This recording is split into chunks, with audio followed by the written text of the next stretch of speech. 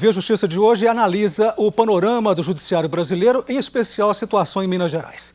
Participam do programa o presidente da AMAGES, juiz Bruno Terra Dias, e o advogado André Figueiredo, especialista na área de direito público. Vamos ver agora dados do relatório Justiça em Números do CNJ, o Conselho Nacional de Justiça. Tramitaram em 2009 no país cerca de 65 milhões e meio de processos na primeira instância, um aumento de 22% em relação a 2008. Existem 11.361 magistrados no Brasil e quase 1.000 em Minas Gerais. São 227.554 servidores no país e 23.187 estão no estado. Em 2009, foram quase 19 milhões de casos novos em todo o judiciário, cerca de 1,5 milhão em Minas.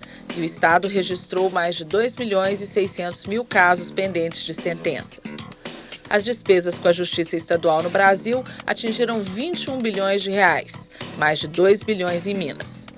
A taxa de congestionamento de processos no primeiro grau e juizados especiais é liderada por São Paulo, com 67%. Minas e Bahia vêm em segundo lugar, com 60%.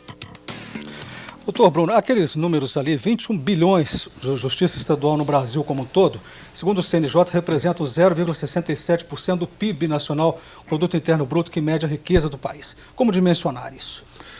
Se formos olhar em termos absolutos, 21 bilhões parece muito dinheiro. Mas se formos olhar em termos de máquina judiciária em todo o país, e considerando Justiça Estadual, Justiça Militar Federal, Justiça do Trabalho, Justiça Eleitoral e Justiça Federal Comum, não é tanto. É muito menos do que o necessário para atendimento à demanda. Por outro lado, nós verificamos que, em termos gerais, não há condição de atendimento à demanda. Nós encontramos nichos na Justiça Eleitoral e na Justiça do Trabalho com atendimento melhor.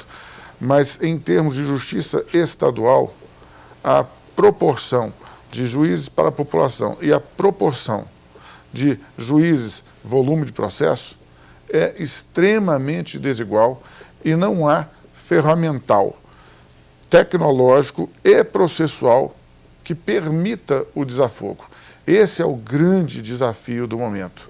Não é uma mera questão de gestão, a gestão é importante, mas é uma questão também de financiamento da modernização tecnológica do Poder Judiciário e financiamento geral do Poder Judiciário para que possamos ter um número maior de juízes, de assessores para juízes, que volto a dizer... De secretarias também, né, doutor Bruno? Pessoal de secretaria e serviços auxiliares de perícia. Isso é a equipagem necessária que ainda não temos. E eu acredito, sinceramente, não temos por falta de uma legislação também que democratize internamente o Poder Judiciário e faça com que os candidatos a presidente dos tribunais tenham que rodar todo o Estado para conhecer as peculiaridades de cada região, sabendo assim atender melhor as necessidades de cada região do Estado. Doutor André, o senhor acha que tem que mudar então a lei de responsabilidade fiscal? Será fácil essa luta ou não? Não, fácil não será de jeito nenhum, né? Porque toda vez que você fala em recurso público é uma briga tremenda, né?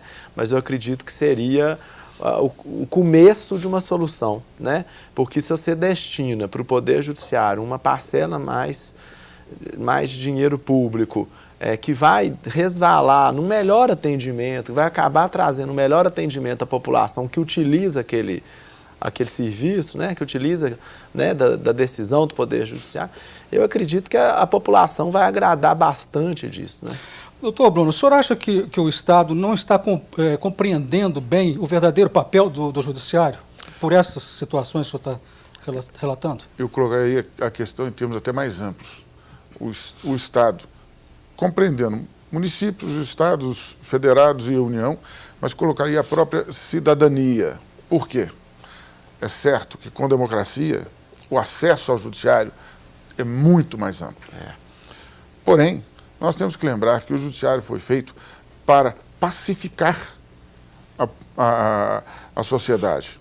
E nós vemos muitas vezes questões que desbordam daquilo que seria razoável. Por exemplo, nós temos situações em que se discute indenização contra a prefeitura porque o departamento de zoonoses capturou um cãozinho na rua e o sacrificou porque não foi procurado a tempo e modo e estava, por exemplo, infectado de calazar.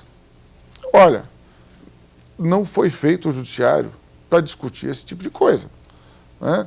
Nós temos que criar mecanismos e a própria população tem que entender a função verdadeira do Poder Judiciário para que essa máquina, que é cara, seja utilizada corretamente. Vamos para as considerações finais, começando pelo senhor, doutor André, 30 segundos.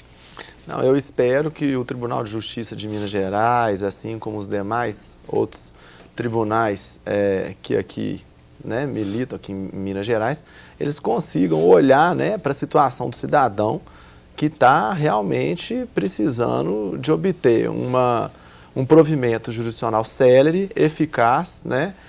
E eu acredito, eu confio de que vai vir uma solução, em breve virá. Doutor Bruno, as considerações finais do senhor, só lembrando, são cerca de 1.000 juízes em Minas, esse número está muito aquém do necessário? Muito aquém. Na verdade, teoricamente, para chegarmos a uma proporção de 1 para 10 mil na população, nós precisaríamos de dobrar este número. Mas não basta isso. É fundamental repensar o financiamento do Poder Judiciário para sua modernização tecnológica e repensar os códigos de processo para que o juiz deixe de ser um artesão lidando com problemas que vêm em massa.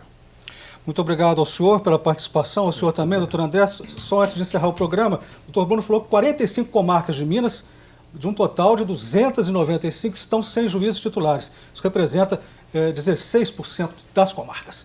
O Via Justiça de hoje termina aqui. Este programa é uma parceria da TV Assembleia com a Mages, a Associação dos Magistrados Mineiros.